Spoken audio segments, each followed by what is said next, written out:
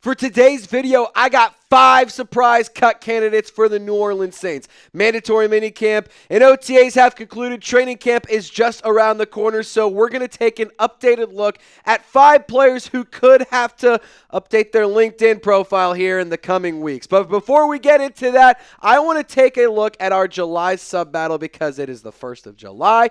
And not only is the 4th of July weekend almost here, but that means we have a new sub-battle. Browns report wants the smoke. We're really close in terms of actually passing them in subscriber battle. The race to 50K is on, and we're going to win it in July. So hit the sub button if you're a diehard Saints fan and you want free Saints content.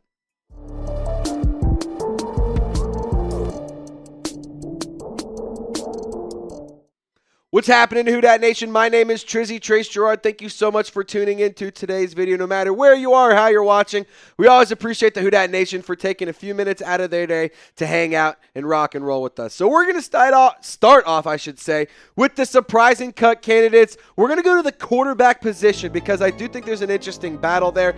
At Tyler Shough and Spencer Rattler, obviously those are the guys that are going to be competing to be the starting quarterback. But there is a competition for the QB3 role as well. And Hunter Dekkers and Jake Haener are in the midst of that battle. So I'm going to say surprising cut candidate number 1 is quarterback Jake Haener. And if you didn't know, he did miss most of OTAs with an oblique strain.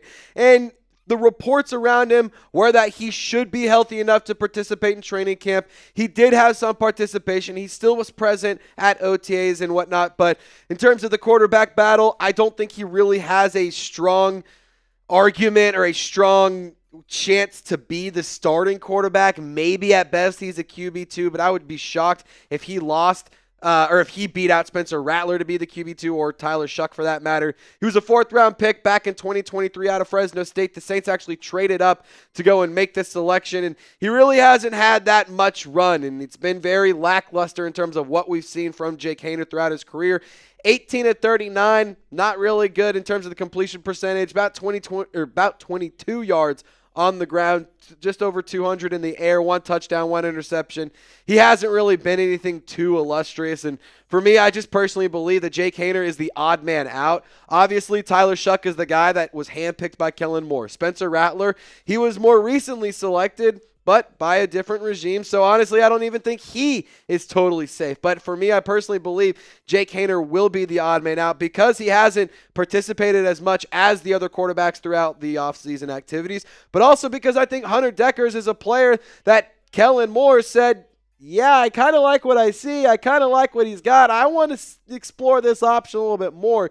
So the big question that Kellen Moore has to answer is, does Jake Haener or Hunter Dekkers fit better in his offense? Which one of those 2 players can run Kellen Moore's offense at a more effective rate? So if Hunter Dekkers can do that, then don't be surprised if Jake Haener ends up getting cut. But I also will say this, don't be shocked if Hunter Dekkers is just like a good story and ends up just being a practice squad body. Ultimately, we have to find out whether or not Kellen Moore wants to run with 3 quarterbacks. But if he doesn't, I think Jake Haener is the guy that could be on the outside looking in. We're also going to go to another offensive player, one you guys are going to hate.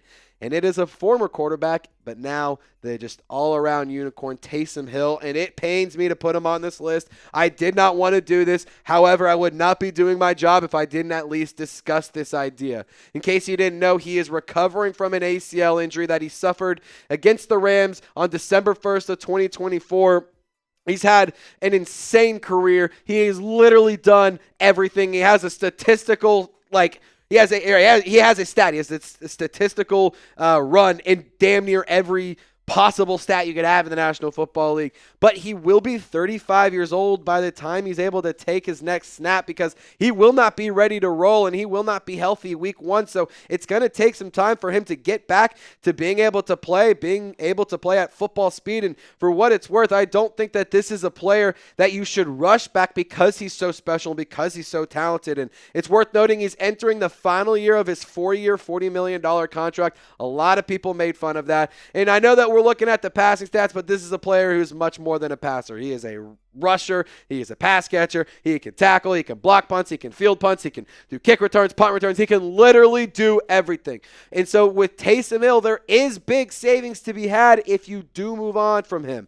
The Saints would save $10 million this year if they cut Taysom Hill. Right now, you're floating at over $20 million in cap space as it stands. Looking at the updated cap space right now, the Saints, as we film this, July 1st, about 3 o'clock this afternoon, they have about $23-ish million in cap space. So you could go up to about $33 million in cap space if you were to cut Taysom Hill. I, again, want to make it very clear, I don't want to do that. A lot of people made fun of the contract he signed way back when Sean Payton gave him all that money. We are now at the back end of that deal, and he's still playing at an extremely high level when he's on the field. And I cannot emphasize it enough. I want to keep Taysom Hill on the roster. I think that he has a pivotal role for this team moving forward. And on top of that, I think that he is a very special player that can be a really nice weapon to lean on if Spencer Rattler or Tyler Shough do struggle, because he is such a just X factor. He literally can do it all. But there is one thing to consider. We are no longer competing to win a Super Bowl. We're no longer in the past era of Saints football. We are now in the future. We are now in Kellen Moore's future. And I'm not saying Kellen Moore wants him gone. Kellen Moore's actually been very explicit on wanting to keep him as a key factor of the team and of the offense, but it's worth noting and worth discussing because you got to start making changes at some point. His contract has not been touched yet, so there is savings to be had, and I don't think restructuring it and just kicking more money down the road makes all that much sense. The Saints aren't operating like that this offseason.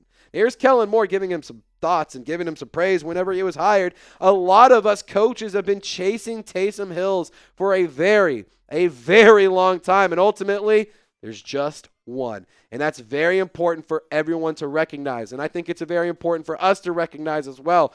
We are not going to be able to replicate what Taysom Hill can do on this roster. No team, for that matter, is going to be able to replicate what Taysom Hill is capable of doing. And in terms of what he can continue to do, guess what? I said it earlier, he wants to have him be a big factor and a big part of the offense, and that is not going to change just because there's a new head coach and a new play caller around. Kellen Moore is saying that absolutely he will be maintaining an impact at the quarterback position in his system. And in terms of an injury update, again, this is back in June. Not really new information, but I wanted to really highlight that absolutely Taysom Hill is going to be a factor, especially at the quarterback position. But if you did miss this update from my friend of the program and absolute legend Ross Jackson, said the timeline is still unfolding in terms of the injury, but communication with Taysom Hill has been ongoing throughout the entire offseason. Hill has watched from the sidelines at OTAs, at minicamp and whatnot. Again, not a participant, but he was at least around and he was present for a portion of it. I don't think Taysom Hill being cut is something that will happen, but it is something to at least discuss and something to consider because there is money to be saved. And, you know, if you can't get him back on the field into November, I really think for a team that's truly trying to look forward, it's something to consider. Again, I don't want to do it, so I'm typing keep. But what would you do? Type cut or keep. What would you do with Taysom Hill this year? Get down in the comment section and share your thoughts. Next, we are rolling to another interesting player that honestly has not gotten a ton of love and not gotten a ton of coverage and not a ton of discussion because, quite frankly, there hasn't really been a lot to talk about. Kendre Miller, he's a running back that I do believe is on the chopping block. I will say this, I don't think his job is 100% safe, but I also think that he's a player with a lot to prove, and I want to see him take advantage of that and prove the doubters and the haters wrong. Obviously, the New Orleans Saints did draft Devin Neal in the 6th round, and I think that he provides some serious competition and a quality competition in a running back room that's, quite frankly, very, very loaded. You have 7 guys on the depth chart as we film this video, so obviously you have to make some moves around that position. He's been injury prone, and there's been questions around his preparation, and that has been a big factor as to why we haven't seen a lot from Kendre Miller because he's missed a total of 20 games throughout his career. He has played in 14 total contests since being drafted in 2023, and we have not really gotten to see him do all that much. Pete Carmichael and Dennis Allen were the coaches that brought him in, so if the new offensive coaching staff wants to roll with the guys that they brought in, like Marcus Yarns as an undrafted free agent, Devin Neal as a draft pick, you also brought in CEH, you got Cam Akers. These are players that are now on the roster that, could actually provide competition to Kendre Miller. You haven't seen a lot, but what you have seen when he's been on the field has been actually, in my opinion, a little bit impressive and a little underrated. He's had some really, really nice moments. He's flashed the contact balance. He's flashed the skills. He's been able to show off some of the things that can really get you excited about a player. But the lack of availability is the biggest issue, and availability is the best ability. And if he can't be on the field, then that is a big-time problem. However, it's good news for Kendre Miller because he does have a clean slate this season. Kellen Moore is saying that he wants to see Kendre Miller try to prove all the doubters wrong. He wants to see him get on the field. He wants to give him the opportunity to show what he's capable of, because there has been some weird things going on around Kendre Miller, and when Dennis Allen was that coach and all that stuff was going on, that whole situation was definitely odd. But now it's time to look forward. It's time to not focus on what was going on before Kellen Moore was even here, because most of those guys are gone. We can now look ahead to the future, but does the future point in the direction of the Kansas Jayhawks' leading all-time rusher? It could. This is a player who's extremely talented, over 1,200 yards in back-to-back seasons, over 1,000 yards in 3 consecutive seasons, underrated ability as a receiving threat, 16 touchdowns in 2 consecutive years. Ladies and gentlemen, I'm here to tell you, you may have seen some clips about Devin Neal on social media from minicamp. You may have seen some weird drills where he was tripped up and he didn't look like he was, all that impressive. I'm going to tell you right now, you can lay those concerns to rest. This is going to be a special player, and I have a lot of faith in Devin Neal. And to be totally honest, I'm really in love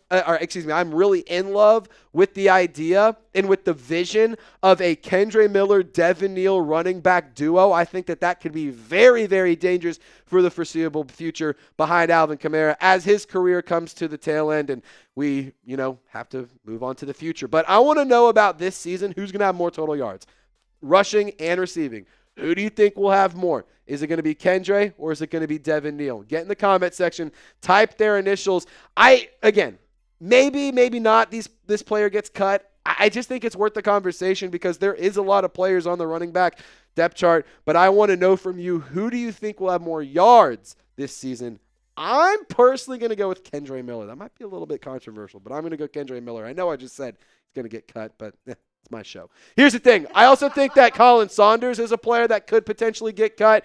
He is a player that, honestly, it's a weird situation there because the Saints defense has done a lot in terms of getting new players on the roster. And they've done a lot in terms of changing up how they attack the defense. And we're going to dive into great detail on that. And I want to show you some financials because there is a conversation to be had around Binky as well. But for the 4th of July, ladies and gentlemen, fireworks are going to be popping off left and right. Hot dogs are going to be going down. Patties on the grill. Beers in the cooler. My ass is going to be in the pool. And I can tell you right now, I'm going to be rocking this shirt and this hat. And I got mine at chatsports.com/Saints4th. You can get yours as well. The link is clickable in the comments and description of this video. And these products are selling like crazy. So do not waste any time. Go get yours. They also have all the salute to service stuff, the camos, the American flag prints. They have all sorts of really cool jackets, shirts, sweaters, hats, a lot of it on sale. So go rep your favorite team and rep the best country in the whole wide world. Chatsports.com/Saints4th. And I promise you'll be the best looking guy at your barbecue, your cookout, or your 4th of July kickback. Now let's talk about Khalen Saunders. I think with the New Orleans Saints, in terms of the moves they've made this offseason, especially along the defensive line, it to me says they saw that there were weaknesses. And honestly, this goes even deeper than defensive line, just the defense as a whole. They knew that the rushing defense was atrocious last year. And so what did they do? They drafted Vernon Broughton. They traded for Devon Godshaw, and they addressed the fact that they stunk against the run and brought in a Danny Stutzman. They brought in a Jonas Sanker. They brought in Justin Reed. They have a team right now that I personally believe is better than the roster that they had last year. And some of that, maybe it's wishful thinking, but also some of that because of the fact that the coaching staff is better. But with Khalen Saunders, there's savings to be had, $2.6 million if you cut him right now as a post-June 1 cut. Obviously, he is a $3.6 million cap hit in 2025. No, that's for JT Gray. I'm kind of getting ahead of myself here. Moose, what the hell am I doing over here? Anyway, Khalen Saunders, can we go back to actually the player card on him really quick? Because I want to make sure I explain the notes we got here. Like I said, we were going to go to the cap savings. That's my fault. In 2025, $2.5 million cap hit. You save $1.3 million in savings. So there is money to be saved. He hasn't been super duper productive, but he is a fan favorite. And I do think when you take a look at the Saints 5-man front, the defensive line, there's a lot of players there and there's a lot of competition. So the big question for Khalen Saunders is, can he stand out and can he make a name for himself amongst these players on your screen right now? The Saints, I personally believe, can still get something out of Isaiah Foskey because of the Bo Davis hire and because of the new system that the Saints are going to be running in terms of the scheme. Fadil Diggs was a really interesting draft pick. Chris Rumpf has been brought in. Vernon Broughton, was a draft pick out of the Texas Longhorns. Christian Boyd was a draft pick last year. Jonah Williams brought in this year. John Ridgway III, he was traded for last year. Yashin Davis, Khalen Saunders, Nathan Shepard. I mean, you have a lot of players on this depth chart, but with Khalen Saunders, and it's just a tough conversation because it's the same with these other guys. You got to look forward and you got to look towards the future. Who's going to give you the best chance to win? Who's going to be the most productive? I understand that there's nice storylines. I understand that players might be a fan favorite. I understand that these guys might be heavily talked about and heavily highlighted because of the things that they do. But the football team and the aspect that I'm focused on is the business and the way that they play on Sundays and on the field. Can he stand out along the D-line? If he can, then Khalen Saunders, I'm still a big fan. But if he gets lost in the shuffle behind Vernon Broughton and Devon Godshaw and Nathan Shepard and all the other guys on the D-line, then, he could be on the way out. So I don't know what's going to happen with Khalen Saunders, but we'll have to see. And as I kind of spoiled a little bit ago, JT Gray, this one actually is a little bit more of a surprise in my opinion. Because honestly, I have never seen anybody list JT Gray as a cut candidate. And for a good reason. He's a damn good football player. The special teams ace for the New Orleans Saints. One of the best special teamers in the National Football League, in my personal opinion. He's also an all-pro. He's been very, very impressive throughout his career with the New Orleans Saints. In 2025, he has a cap hit, though, of $3.6 million, and a post-June 1 cut would save the New Orleans Saints $2.6 million, so there's money to be saved there. Again, the Saints aren't itching financially. You have $23 million to spend, so it's not like you're trying to free up money to try and get cap compliant or to have a little bit more dough. You have cheddar. The big question is, do you want to save some of that money? Do you value that money more than the player? And that's the question you have to answer. For what it's worth, it's a tough question to answer because JT Gray, he leads the National Football League in special team stops since 2019 with 93. I mean, this guy is absolutely incredible. He's 29 years old. And on top of that, he's been very productive over his career. One of his best seasons was just in 2024. I mean, he is not showing signs of at all slowing down, and so there's a conversation to be had. He's had 2 blocked punts, 1 pass breakup, 1 forced fumble, and 93 special team stops in his career in 98 games played. The big thing with him is there's intriguing youth, and so the Saints brought in a really, really interesting prospect in Jonas Sanker. But they also have a few DBs that I think maybe could have take over in that role. Maybe that's a Rico Payton type spot. He's been extremely impressive as a special teamer, and even when he's had to play in coverage, he hasn't been a schmuck. He's been pretty impressive. Quincy Riley, the Saints drafted this year as well out of Louisville. I'm very excited about that prospect. Kool-Aid McKinstry, obviously, the Saints drafted him in round 2 last year. I'm not saying that Kool-Aid or Quincy Riley are going to be players that are going to be special teams aces. I think that would actually be a poor usage of them. But they are young defensive backs, and maybe you want to focus on the youth and focus on the players you have there, not to mention Alontae Taylor, not to mention some of the other players you have in the defensive back room like Tyrann Mathieu, like Justin Reed, like Jordan Howden, like Ugo Amadi. You have players that can fulfill that role and that can be that role that JT Gray has. I'm not advocating for it. I think that you should keep JT Gray, but maybe he's a player that could get cut because this is the new era of Saints football. Just because you did some good things for us in the past doesn't guarantee you some good things in the future. And also, this is just entirely a new generation of football. With Kellen Moore, this is his team. We are out with the old. We are in with the new. That has been the theme of the offseason with the New Orleans Saints and the theme of the show, quite frankly. So, personally, we spent the last 20 minutes going through 5 cut candidates that I think will be at risk of losing their jobs. But what do you guys think? Who do you believe could be cut by the New Orleans Saints? Get down in the comment section. Thank y'all so much for tuning in. Y'all stay golden, and we'll see you next time.